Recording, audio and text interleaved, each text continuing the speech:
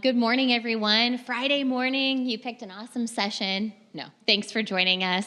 We're excited to really build on, I know, what we've learned from the conference so far and introducing a framework we hope you can take back to your campuses to really transform the ways in which you can structure work across institutions. And so we are here to talk to you about that framework today.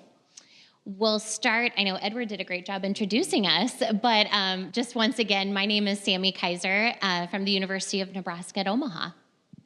Good morning, everybody. I am Chris Swanson, Associate Vice President of Pathway Support Systems at MCC in Omaha. Thank you for joining us today. I have over 15 years of experience in higher education across different roles. But just a quick show of hands, how many of you work for that magical institution where the left hand knows what the right hand is doing and you have a hive mind with your coworkers and you're all moving in sync with updates and changes, right? Nobody, and I work with you, so I know better, right? Right, so that's pretty rare. But so how do you take two institutions, right? So two imperfect institutions and have them work together. So what Sammy and I have spent our time working on is developing a framework. It's homegrown, it's flexible, it works for us. There may be elements of it that work for you. We call it C2D2. So in our review today, we hope you learn a little bit about us, a little bit about our institutions, but really the main takeaway we hope for you today is about this C2D2 model that we've created to help our institutions work across our imperfect institutions working together. And then what we really hope to leave you is kind of the keys for how we created it, so maybe you can create your own at your own institutions.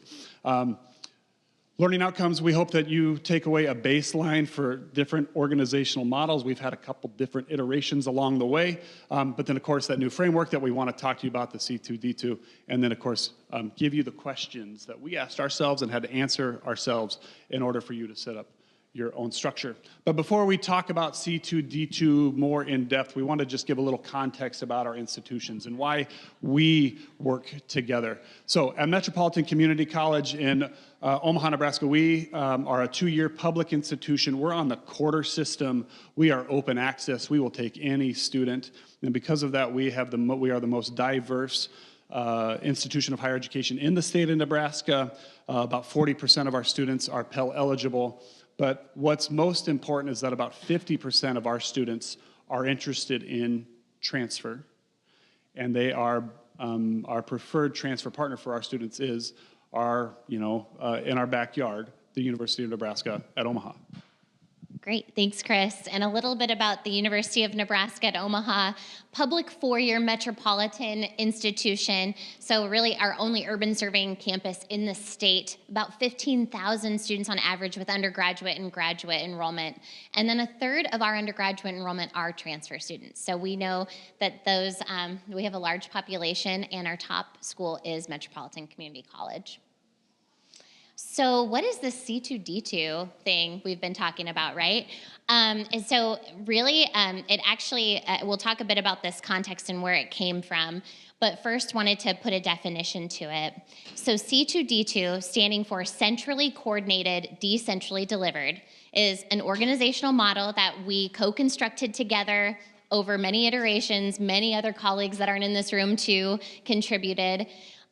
Built on the common understanding that centrally coordinating some aspects of the process of operation ultimately remove barriers for decentral and specialized delivery. So when you think of two campuses in partnership, that's figuring out what in the middle can we bring that adds value to allow each campus to shine and specialize in the delivery of service to our students.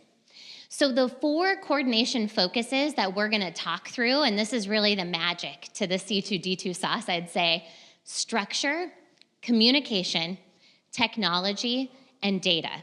So these are the 4 aspects that Chris and I in our work between MCC and UNO have focused on in the central coordination realm. These are the aspects we're going to focus on between our institutions. So where did the C2D2 come from? I don't know, how many in this room come from an academic advising background? Yes, okay, thank you. In 2015, me and a group from UNO went to one of Nakata's institutes for administrators, which are excellent. If you haven't attended one, it's fantastic. And that's the first time I heard this term. And at the time, our campus was kind of going through this, are you going to be fully centralized or are you decentralized? And that's a lot like a lot of student services at college campuses, right? It's like some are centralized, some are decentralized, some fully go into centralized, but a lot of the time it's in this murky middle. And so we came back from that institute with this new language of it's okay to be in the middle. There was a way we could identify it and name it, and that gave us power.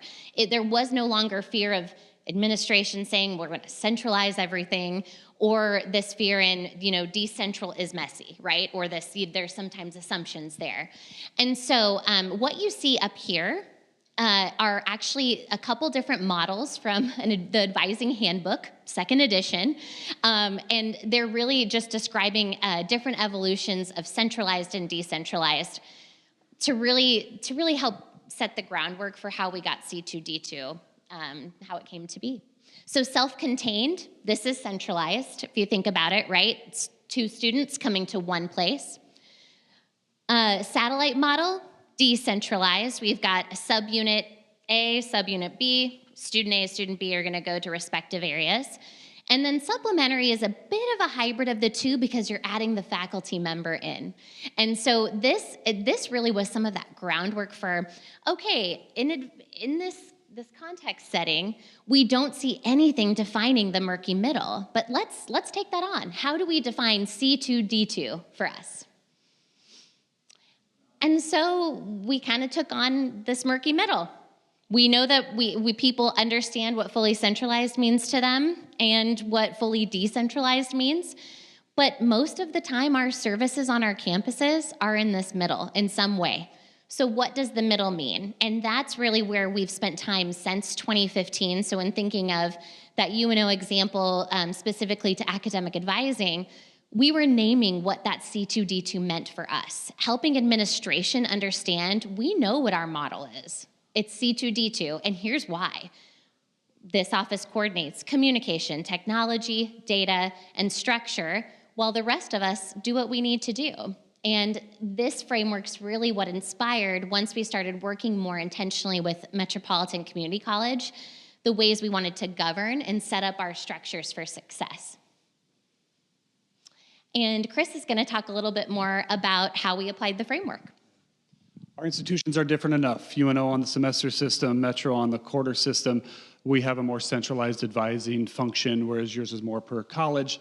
So, a lot of our work together over the years has been kind of, I would say, in name only, right? We're partners in name only, but never really. Kind of our early work for the last few decades has been just kind of happenstance, right? Our presidents would get together once a year for like an obligatory meeting to say, "Yep, I like you, you like me, great," But the 2 institutions should stay separate.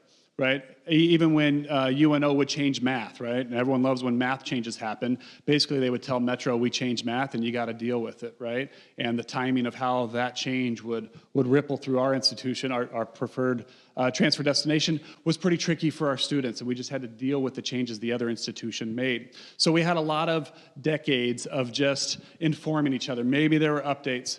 But what we tried around the time the pandemic started was this GO network, the Greater Omaha Success Network.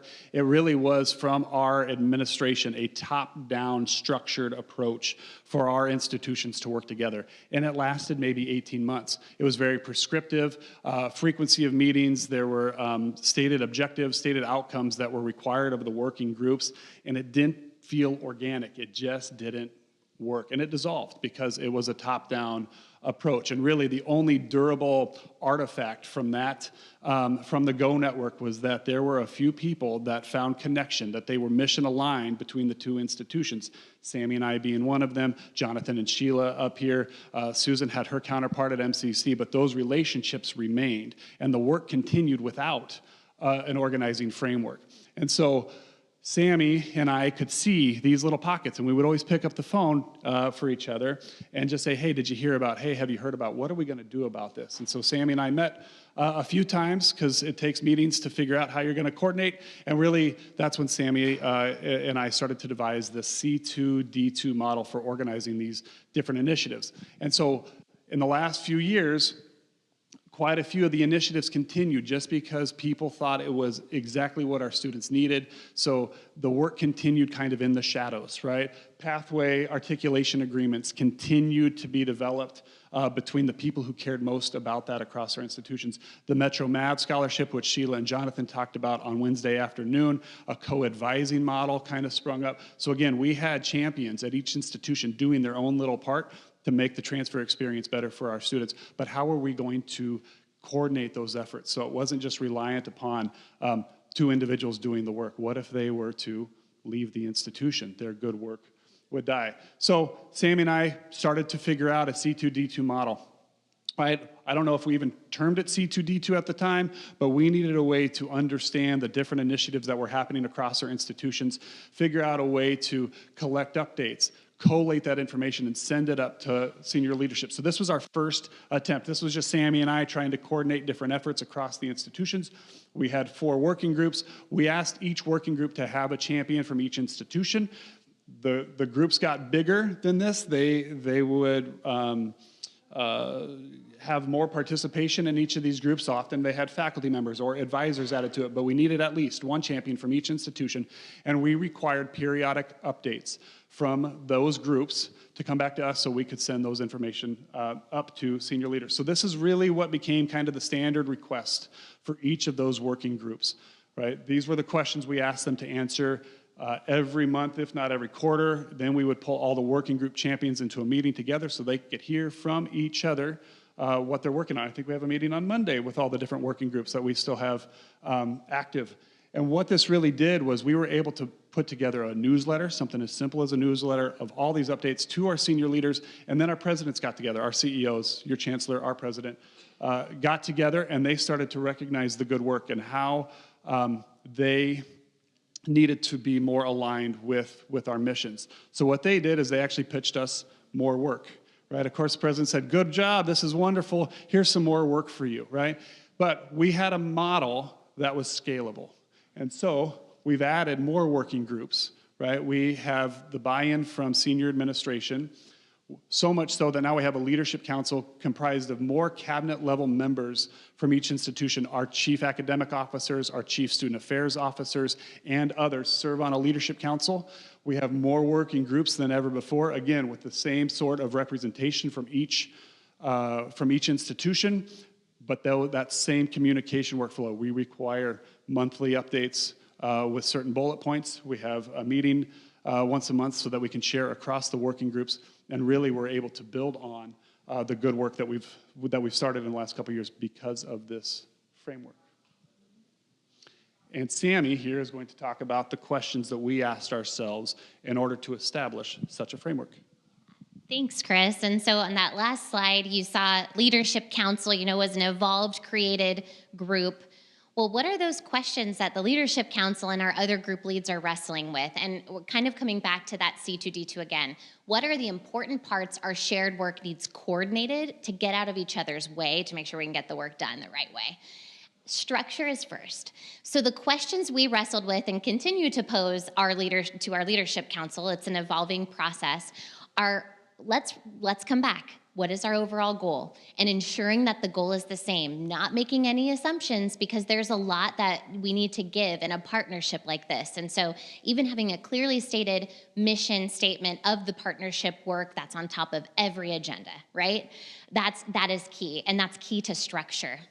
What's driving impact towards our goal? What's success look like for you, MCC, versus what does success look like for UNO? And can those be shared metrics of success? We'll get to data later too. But who are those stakeholders? And important too, what do those stakeholders care about? I know I was in a presentation yesterday with a beautiful matrix of how do you kind of prioritize your stakeholders, keeping them updated, having them very much involved, really putting on a matrix how these stakeholders need to be connected. And then how do we organize the work? And so what's the org structure? We've put up that our graph so far, but there's certainly other arms that I know we need to add and will be adding to. Secondly is communication. So Chris spoke to some of the early structure that we continue now with just standardized communication, and that's accountability to our working groups to send us monthly updates that we can then quarterly communicate back to our leadership. That was nothing we were told to do, but once, as Chris mentioned, it garnered attention, they want a little bit more. So that's good news, right? So questions to consider when thinking of setting up your communication strategy. What needs to be communicated? What do the stakeholders care about? Who needs to communicate? Can it come from you? Should it come from your boss? Should it come from maybe there's a network of champions that you have between your institutions? Should it come from them, endorsed and amplified as a group effort? Who needs the communication? How often? Is it quarterly for the senior leaders, but monthly for those deep in the work? And then what channels will we use? One stakeholder I know our partnership is still figuring out is more of the public, our city. We haven't really handled, we're now just talking about joint marketing and so there's all kinds of ways we're communicating our work. This is a part of it too, on all those channels. Technology is the third of 4 with the centrally coordinating a model. This, I think, is really key first. What systems do you share? For us, Canvas and Microsoft Teams were 2 of the systems we shared. We built on those right away. Why I tried to say, often it's, man, I wish we had the exact same CRM, SIS. Chances of that happening, unfortunately, are slim to none. So how can we actually build on what we have first, get some small wins, and then maybe there's some other synergies we work to in longer term. So Canvas and Teams being 2 of the systems that were early wins for us. What processes currently exist for transfer students? What are the gaps? How can we meet their needs with what we have available in technology and with what we don't? One thing we're currently looking at with our work, and we're in about our 3rd year, I'd say, of our structure and how it's evolved is degree audit. So UNO is currently implementing a new degree audit system that we may be able to bring in some of our Metro students early on in those pathways that would already connect them through a technical platform to see the final result to graduation. And then finally, data. And I know through the conference, I've heard and seen some really exciting data sharing models and ways in which people are sharing data across institutions. That's something we're still wrestling with as well. But posing these questions as we're thinking it through. Because if you think of the value a leadership council can bring, is consistency in data. The centrally coordinated piece is making sure we're all on the same page with data. Who are our students? Are we defining them the same way? What are the best ways to track students across 2 institutions? I'm tracking students, transfer students at UNO, but I don't know how Chris is tracking them, tracking his students who come to UNO. What metrics matter?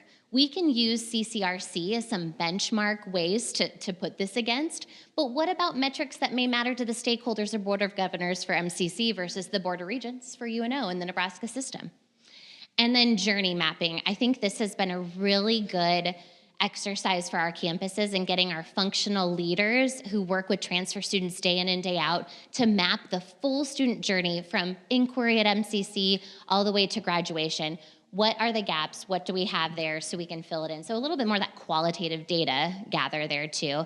And then added this last bullet for compliance and ITS. How are you guarding the data and keeping it safe, of course, and protecting each other's data? Whew, that was fast, Chris. We're already to takeaways. We really wanted to spend some time too, so we'll talk through some of the takeaways, again, summarize what we just went through, and then would love to hear your questions and ways maybe your mind's thinking of applying this framework back at your home institution or in your community. So a huge takeaway is the shared language and the power of understanding, owning a model of C2D2. It was power for us in knowing that it's okay that one of us doesn't own the show. It needs to be shared, and here's what it can look like, and here's how it adds value through structure, communication, technology, and data. And that's what our Leadership Council and our shared governance is going to tackle and keep top of mind, so we're all on the same page. Because that structure allows incredible leaders who are already doing the work on our campuses to plug in a meaningful way, because we can't do this in an isolated fashion. It would not work. And then C2D2 is the model. Take time to define it for yourself. Really, we want to just give you some ideas on how to start the conversation, knowing that sometimes you just need that nugget of, that makes sense, it's catchy, I will not forget that. Now, what does that mean for our shared partnership? And maybe you add a fifth thing. Maybe there's a fifth point to the 4 we've suggested today. But looking forward to seeing how you make the framework work for you.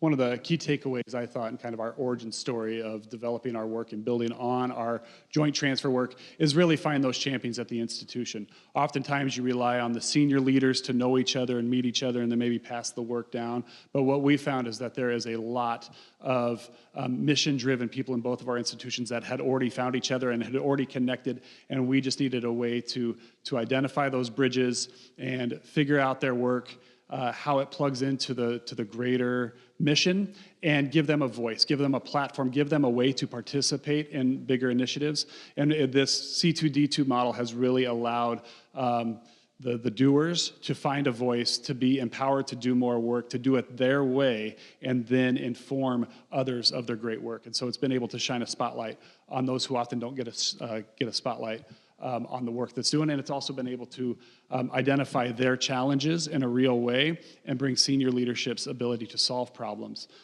Right now, we are talking about joint software solutions. We are talking about data sharing agreements. We are talking about MOUs between institutions, like the grassroots conversations that was just naturally being done is now having much harder conversations with real impact on the line. It's also, this work has garnered the attention, not just of our senior administrators, but the philanthropic community in Omaha. If 2 institutions can work together in such a way naturally, imagine what could happen if the philanthropic community could get behind it and fund it and really make a catalyst for change. So we have something working that people are interested in. Our workforce area is very interested in making this happen. Our governor is interested in making this happen. So just the work of a few conversations and finding a way to organize it and communicate it has really brought a lot more attention to the work that we're doing together. So this does take time, but those small wins really do build into something meaningful. So with that, I think we have a few minutes for Q&A.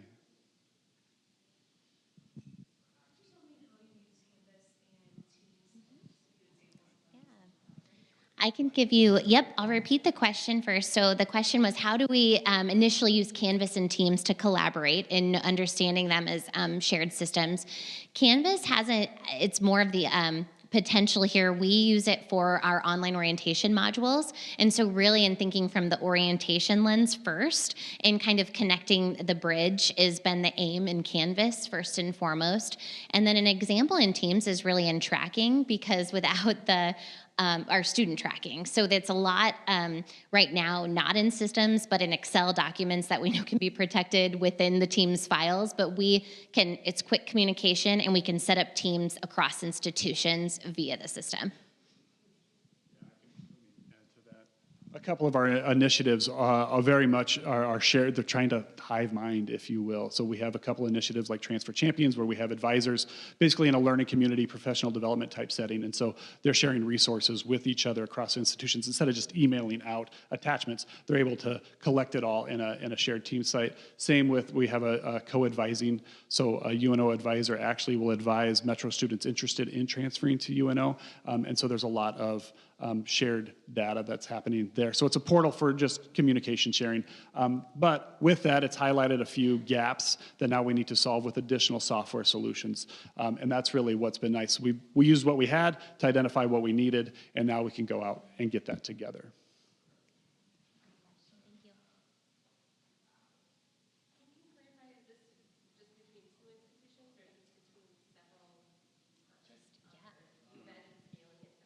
Heck yeah, we imagine scaling this to others. Yeah, great question. So the question is this between 2 institutions or is there more?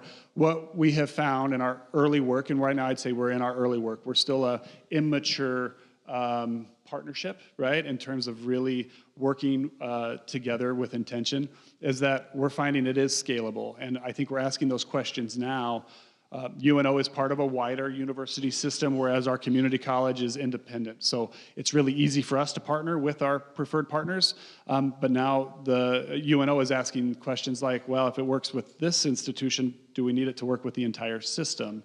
And our second preferred transfer partner is actually the University of Nebraska at Lincoln. So now do we need to start talking about, in terms of fairness and equity, and if we have preferred relationships and systems set up with one institution for our transfer students, what about the other transfer students and the other institutions? So we are having those conversations now, but learning with this trusted partnership about how to bring that scale to bear for our transfer students.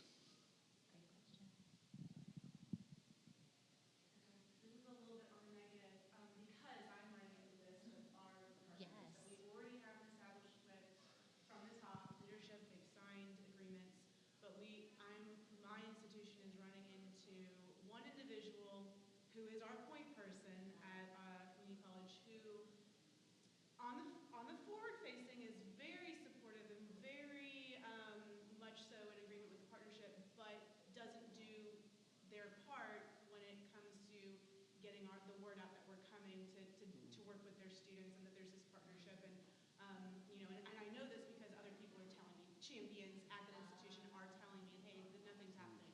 So how do we navigate, because I feel like I'm stepping on eggshells at this institution, they are our direct feeder. They're in our same city. It's perfect for students who can't relocate to other institutions, don't have the money. What? I mean, I want to bring the data, but I don't even know if this person will care. And I don't know if I can ever even get to the top. And I don't want to bypass and burn those bridges and the trust that I'm trying to build. So what are some suggestions, thoughts, anything from anyone? Do you have, so the point person is there any middle governance structure for decision making with the MOUs, like reviewed by a group that's co-constructed between the institutions? I think she reports directly to the president, who is 100% on board, but he continuously puts this person as, hey, you go to her, I you go to see. her, you go to her. And I have other folks, Yeah. and again, but they also feel like their hands are slightly tied in some Are numbers declining? At their institution, yes. Of going to, Going there. So not coming to your institution. Community college, but we are all very concerned that there are some issues with them. But we want to support them. If we lose them, that's going to impact our community drastically. Yeah. Not just the university as a whole, but like the city as a whole. You all want them to We don't want our succeed. community college to die. Yeah. Anyway. Like most initiatives, right? All it takes is one bad apple to ruin the bunch. I think right now, I guess in terms of like our evolution, we are still feasting on low-hanging fruit, right? And so we're just gobbling them up, and there's still a lot more to go. Because I would say we've had a lot of, I'd say, decades of deferred maintenance on our relationship, but we have not yet made that turn to where it gets hard, right? Where how are we going to reach together for that higher fruit? But I think those are the conversations we are starting to have, because buying a CRM is really expensive, and we have to have those hard conversations. But I think what we're trying to do then is that's where that leadership council comes in handy, and really defining that, almost making bylaws almost making this third institution with a governance structure on how we're going to make joint decisions, so that one person doesn't have that power over the entire process. So I don't know if I have any advice. It might be too late for you. I don't know. I'm just kidding. But right, but that's where I think that's a very important lesson to take away, is when you rely on champions, when they start to dig their heels in, now they become an obstacle, and how do you work around it? So I think thinking through that up front, it's just hard work to partner. Just like a marriage, it's hard work, and it gets hard at times. How are you going to have conflict together, and how are you going to make decisions together? It's important to think about when you're dating, right? Good luck. Thank you. The data was kind of what stood out to me on the fourth day I mentioned. I thought if I can present the data, if I can show the transfer, the retention, the graduation rates, the success of their students coming to us, then maybe that will push them. Well, I know too, there could be fear of losing students, and so as much as you can, if you don't have a reverse transfer process locked down, I would say to really bolster those numbers and that success too. You bet.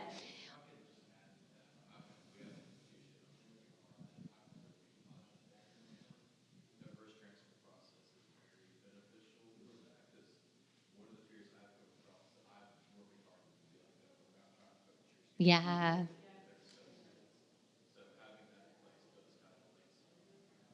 Great comment. Thank you.